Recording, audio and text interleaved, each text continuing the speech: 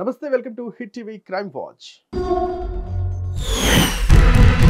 సమాజంలో విలువలు రోజురోజుకు దిగజారిపోతున్నాయి. విచక్షణ కోల్పోతున్న మనిషి ఏం చేస్తున్నాడన్న విషయాన్ని కూడా మర్చిపోతున్నాడు. సోషల్ మీడియా మోజులో పడిపోయి బంధాలను సైతం తెంచుకుంటున్నాడు. తాజాగా బీహార్లో జరిగిన ఓ సంఘటన సోషల్ మీడియా పిచ్చి పరాకాష్ఠకు చేరిందనడానికి ఉదాహరణగా మారింది. ఇక వివరాల్లోకి వెళితే బీహార్లోని బెగుసరాయ్లో ఇన్స్టాగ్రామ్ రీల్స్ వద్దు అని వారించినందుకు ఓ భార్య ఏకంగా భర్తను హతమార్చింది. భార్య ఇన్స్టాగ్రామ్ రీల్స్ చేయడాన్ని భర్త వ్యతిరేకించగా భర్తపై కోపం పెంచుకున్న మహిళ భర్తనే కడతీర్చింది.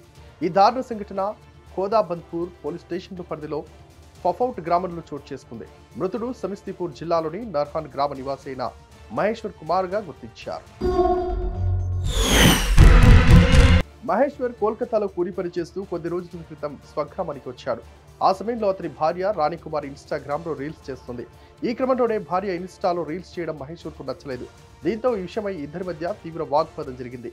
ఈ సమయంలోనే తీవ్ర కోపానికి గురైన భార్య అత్తమామలతో కలిసి భర్తను హతమార్చారు. ఈ ఘటనపై ఫిర్యాదు నమోదు చేసుకున్న పోలీసులు దర్యాప్తు ప్రారంభించారు.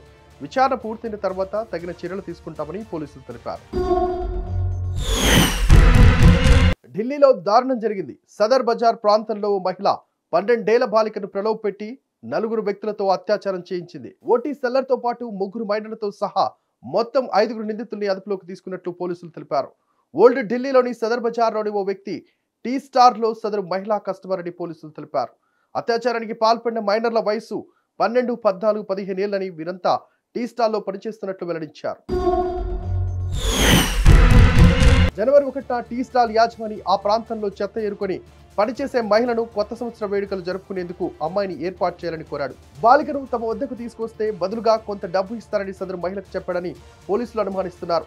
ఆ తర్వాత రోజు మహిళ 12 ఏళ్ల బాలికను ప్రలోభపరుచుకొని నిందితులు ఉన్న ఖుర్షీద్ మార్కెట్లోని భవనం వద్ద పైకప్పు నుంచి చెత్త ఏరాలని చెప్పింది. 4 నిందితులు బాలిక రాక కోసం చూసి ఆమె రాగానే అత్యాచారానికి పాల్పడ్డారు. ఈ విషయం ఎవరికైనా చెబితే చంపేస్తామని బెదిరించారు. బాలిక నార్త్ ఢిల్లీలోని తన ఇంటికి వచ్చి 2 రోజులు మౌనంగా ఉంది. జనవరి 5న సదర్ బజార్లో చెత్త తీయడానికి తిరిగి వచ్చినప్పుడు ఆ ప్రాంతంలో నివసించే బంధువుతో విషయం చెప్పింది. బాలిక తల్లిదండ్రులకు సమాచారం ఇవ్వడంతో పోలీసులకు ఫిర్యాదు చేశారు. నిందితులపై గ్యాంగ్ రేప్ కేసు నమోదు చేశారు.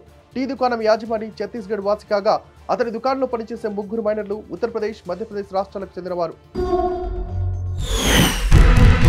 తన కూతురు పడొద్దని ఆ యువకుడిని ఆ తండ్రి ఎన్నిసార్లు చెప్పాడో చివరకు ఆవేశం ఆగక కడతీర్చాలని చూశాడు. పద్ధతి గల కుటుంబం కావున తన కూతురు వెంట ఓ యువకుడు పడుతున్నాడని నలుగురికి తెలిస్తే పరువు పోతుందనుకున్న తండ్రి చివరకు చంపేందుకు సిద్ధమయ్యాడు. సినిమాటిక్ టైపులో తన కొడుకుతో కలిసి తన కూతురు వెంట పడుతున్న యువకుడిపై దాడి చేశారు.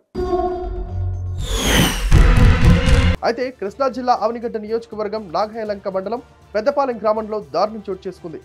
తన కూతురు వెంట పడుతున్నాడని షేక్ హుస్సేన్ షరీఫ్ అనే వ్యక్తిపై యువతి తండ్రి, తమ్ముడు కత్తులతో దాడికి పాల్పడ్డారు. ఈ ఘటనలో షేక్ హుస్సేన్ షరీఫ్ కు తీవ్ర గాయాలవడంతో స్థానికులు అతన్ని 108 వాహనంలో ఆవనిగడ్డ ప్రభుత్వ ఆసుపత్రికి తరలించారు. కాగా హుస్సేన్ షరీఫ్ పరిస్థితి విషమంగా ఉండడంతో మెరుగైన వైద్యం కోసం మచిలీపట్నం ప్రభుత్వ ఆసుపత్రికి రిఫర్ చేశారు వైద్యులు. జరిగిన సంఘటనపై కేసు నమోదు చేసి దర్యాప్తు చేస్తున్నారు నాగాయలంక పోలీసులు.